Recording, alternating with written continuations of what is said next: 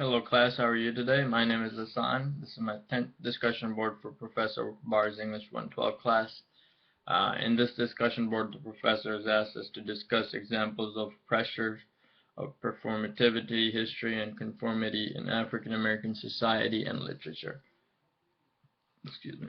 So I'm going to start out by saying I haven't read much African American authors and poets. I did read some in English 111 class, and in high school I did read some. So I've recently started reading a lot for this particular paper that we're going to have coming up. So I'm just going to dive into it by starting out with performativity, and as the professor said in his podcast, that, or not the podcast, the paper, African American paper video about performativity, that most of the notion that majority of the African Americans who are successful are performers, and I do believe that's true, but at the same time we shouldn't look at that in a negative uh, manner, because that's a good thing. We should be encouraging people to find their inner talent and let it be, let it be shown, um, and practice it. So that's that. But at the same time, the professor did bring up a good argument that there aren't many African American individuals who are successful and that are not performers. And to that I say, times are changing, and for the recent times we've seen a lot different. The example I give is Condoleezza Rice, um, and definitely President Barack Obama. But at the same time, yeah, you could argue that he's become a performer. But at the same time, he wasn't given the seat of the president by just easily. He had to earn it. So at the same time, he earned it. Um, and then I can think of one couple other people. One guy was President Bush's Secretary of State. I think, I can't remember his name, but he's the gentleman who got on live TV and lied to the American public about Iraq having mass destruction weapons and stuff like that, so we can go to war. Um, so that's the question about performativity. I'm gonna move on and talk about conformity and the need for to conform to some white ideal to be successful. And I believe that's um, I don't believe that's true. That the white ideal, I believe the ideal should be, or is, the successful ideal, not, well, you gotta be more white or more um, whatever to be successful. You just have to be on the path to success to be successful. And this goes back as far as the Greek Athenians, like Aristotle. He talked about the path to have the perfect life. You have to achieve eudaimonia, um, which was the four things.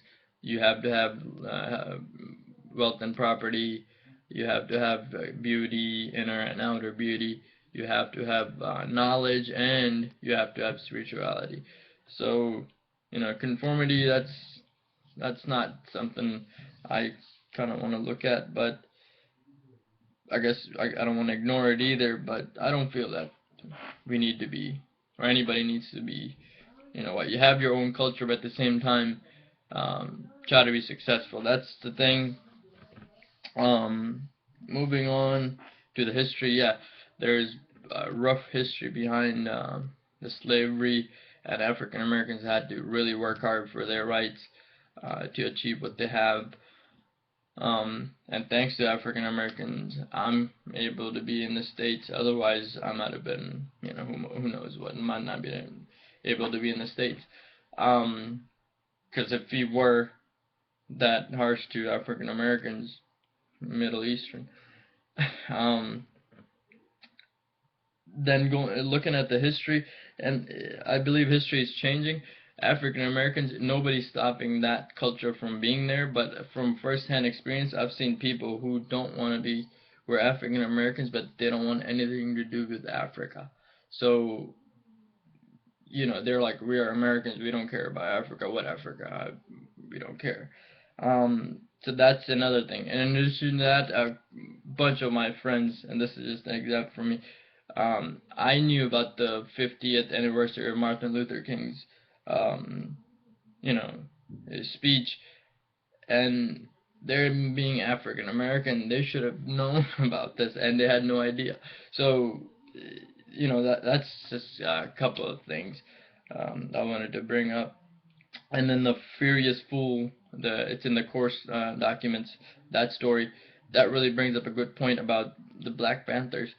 When Black Panthers started helping the community, helping everybody, that's when the government was like, "Oh, what are these guys doing? They're fighting for they're practicing their Second Amendment. They're helping the society. They're radicalizing or whatever." And they started considering them terroristic organization. So I feel that from then on, the African American movement was basically swept under a rug and muzzled, I would say. And today you see Black Panther, but the notion of Black Panther is basically they have no idea what's going on. The Black Panthers, that is. They don't know what they're doing. Malcolm X has had a agenda which was totally different to what today's um, agenda is. They don't know what the agenda is. Malcolm X, he knew what he was doing, and like that, in that Furious Fool, he talks about field Negroes versus house Negroes, and that's a good example. So I'm getting up there on my time. I hope you like this discussion. Thank you.